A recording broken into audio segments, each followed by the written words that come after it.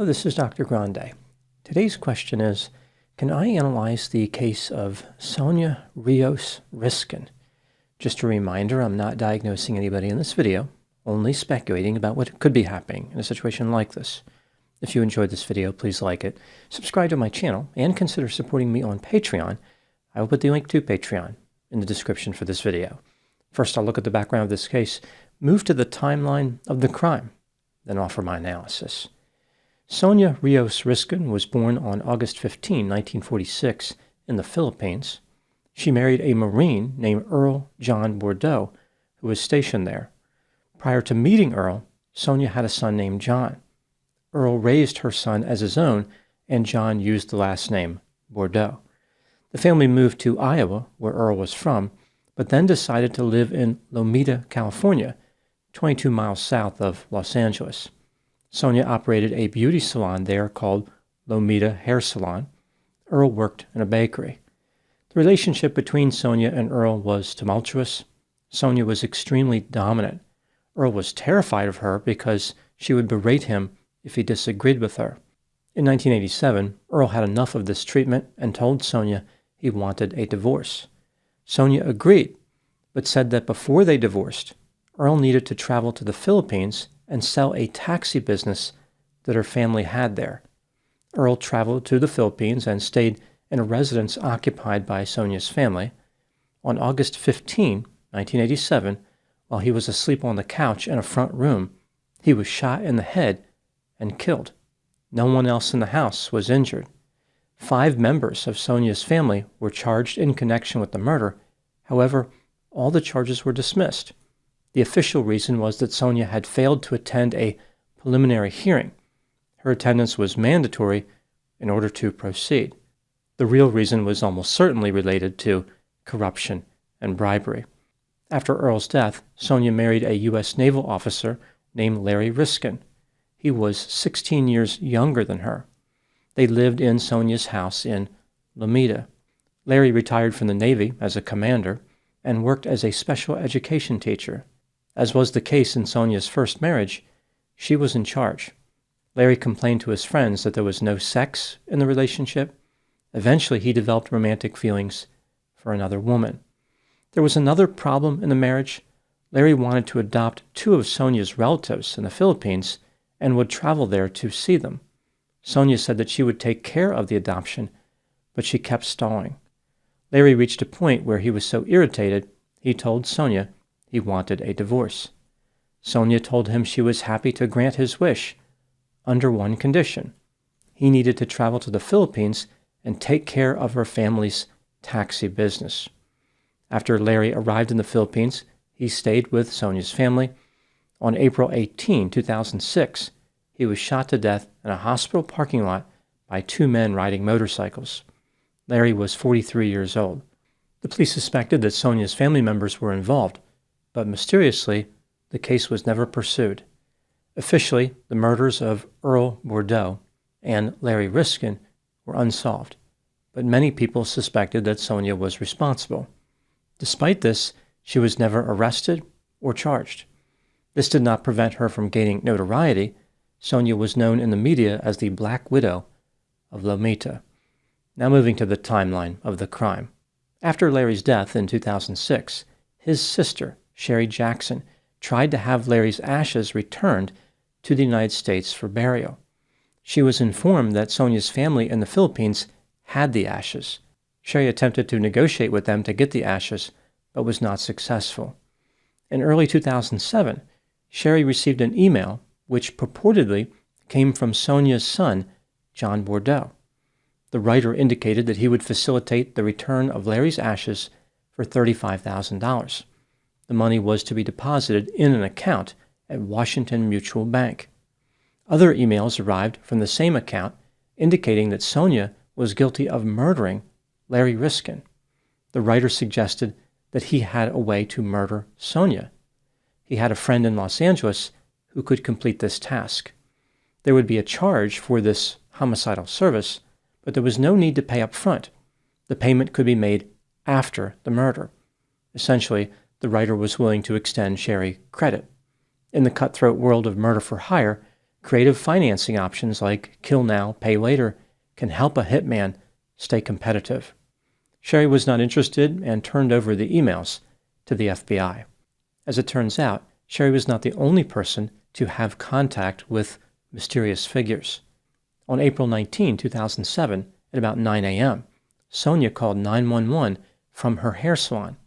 She said that a man with a military-style haircut walked into the salon and pointed a gun at her face.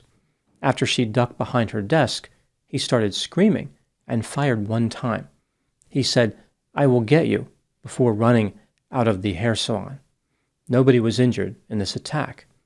Sonia said that she had seen the man who attacked her 2 days earlier, on April 17. She had received a phone call from a man who said his name was Frank. He claimed that he had been referred to her salon for a haircut. Sonia told the man the salon was closed. A few minutes later, a man arrived at the salon, pulled on the door, which was locked, and pounded on the glass. The man eventually left without incident. The police investigated and tried to identify this mysterious attacker, but as it turns out, they did not discover his identity in time. On Friday, April 27, 2007, 8 days after the mysterious shooting at the salon, Sonia's son John found her dead at 2:45 p.m. She was inside her house on West 252nd Street. Here's what the police found when they arrived at the house. 60-year-old Sonia Risken was face down on the living room floor with a single gunshot wound to her head. A spent 9mm case was on the carpet near her body. An empty gun case for a Beretta 9mm semi-automatic pistol was found in the bedroom. This was the murder weapon, and it was owned by Sonia. There were no signs of forced entry and no evidence of a struggle. Sonia had $1,700 in her purse and was wearing jewelry. The police determined that Sonia had been murdered on the evening of Thursday, April 26, so the day before her body was found. Initially, the police suspected that John Bordeaux was the killer. After all, he had access to the house, and he was the one who found Sonia's body. As the investigation continued, the evidence pointed in a different direction. Investigators suspected that 2 men were involved: Sonia's great-nephew, Eric Santana de la Cruz, and a friend of his named Fernando Romero. John Bordeaux was not involved in any way. The police had many reasons to suspect Eric and Fernando. For example, Eric had a key to Sonia's residence. He could have obtained access and killed her without causing damage or fighting with her. Both Eric and Fernando were in the Navy and on leave from the aircraft carrier USS Ronald Reagan when Sonia was killed. The men called each other multiple times that night on their cell phones, and their phones were within 0.3 miles of Sonia's house. The account that was used to send the extortion emails to Sherry Jackson had been created by Eric using John Bordeaux's name. The bank account specified in those emails belonged to Eric's girlfriend. Right before the man tried to force his way into the salon on April 17, Fernando's cell phone was used to place that mysterious call to Sonia. Again, this was the call where the man identified himself as Frank. The phone was less than a mile from the salon. The description of the attacker offered by Sonia matched Fernando. The Monday after Sonia was murdered, Eric showed up at the office of Sonia's lawyer and asked if she had left anything for him in his will. As it turns out, Sonia had left 100% of her estate to her son John. The police interviewed Eric. He claimed that John Bordeaux must have been the killer.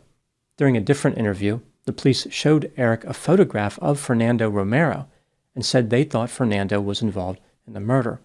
Eric became nervous and had a shocked look on his face. He tried to provide a false alibi for Fernando, saying they were together on the aircraft carrier when the shooting incident at the salon happened.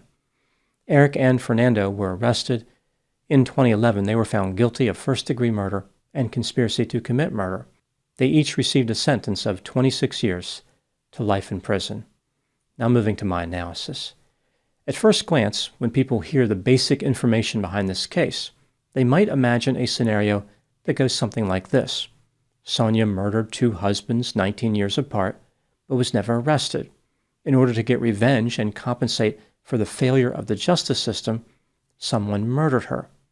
This was an effort to balanced the scales.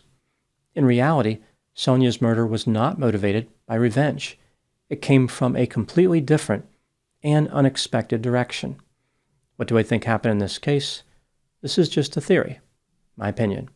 Sonia Risken was self-centered, forceful, sadistic, vindictive, antisocial, Machiavellian, manipulative, deceptive, cold, callous, greedy, materialistic, dominant, controlling, antagonistic, and had a sense of entitlement.